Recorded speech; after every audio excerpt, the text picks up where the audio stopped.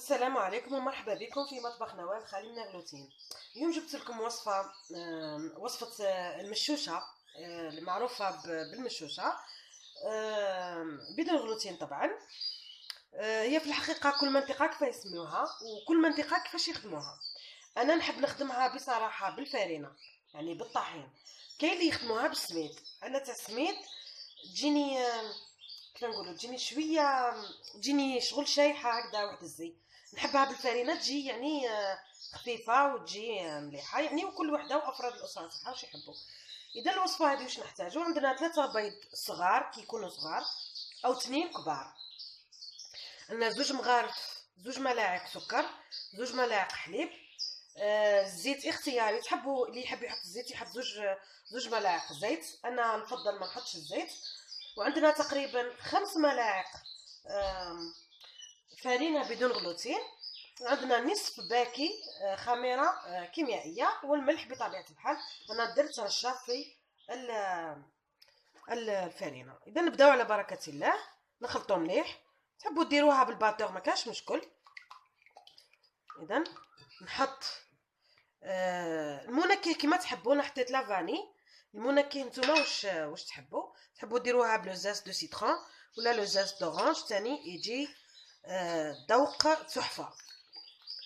اذا نخلط مليح، هي وصفه سريعه واقتصاديه.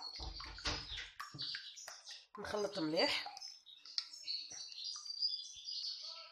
اذا نبدا نزيد في الفارينه بشويه كما قلت لكم. هي انا مرفه ندير يعني الفارينه عيني ميزاني، بصح اليوم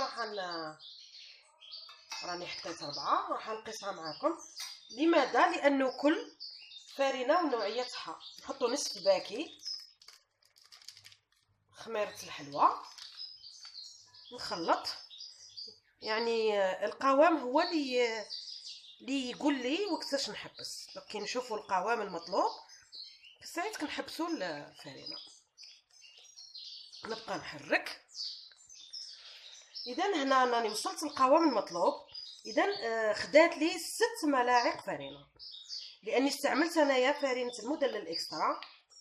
كما تعرفوه فرينه المدلل الاكسترا تجي العجينه تاعها مطاطيه كما راكم تشوفوا. فوالا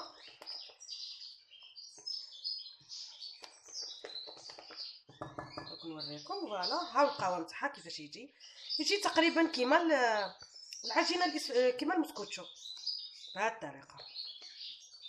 اذا واش نديرو هنا دركا، هي طيب يعني بسرعه يعني، وما نخليوها ترتاح ما والو. نجيبو مقلاة عاديه نحطو فيها تقريبا نصف كاس زيت، نحطوها تسخن. اذا المقلاة تاعي راهي سخنت، نقص عليها على الاخر يعني ادنى درجه، ونحط العجينه تاعي ونعدلها بهذه الطريقه. فوالا نعطيها شكل يكون على قد ما نقدر يكون دائري. فوالا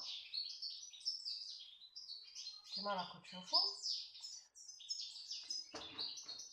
ونقص عليها النار نغطيها ونخليها تطيب. راح يتضاعف الحجم نتاعها.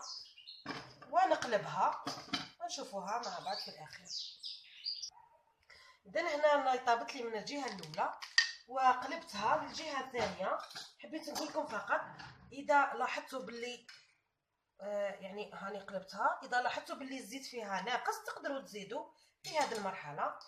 هنا نزيد نقفل عليها. شوفوا كيفاش يعني انتفخت، يعني شوفوا كيفاش ما شاء الله جات منفوخه يعني وخفيفه. اذا نزيد نقفل نغطيها ونخليها تكمل الطيب في غردها، ونشوفوها في صحن التقديم. اذا المشوشه تاعنا راهي واجده.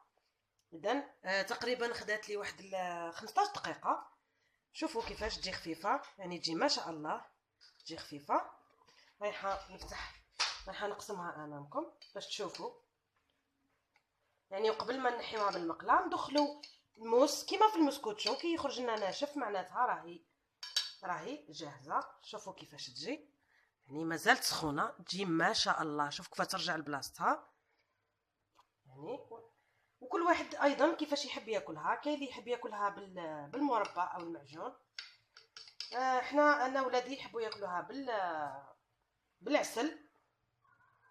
بالعسل تجي بنينه. فوالا.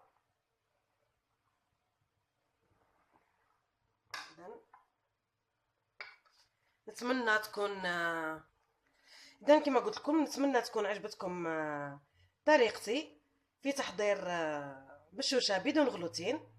والى وصفه قادمه باذن الله، وابقوا على خير.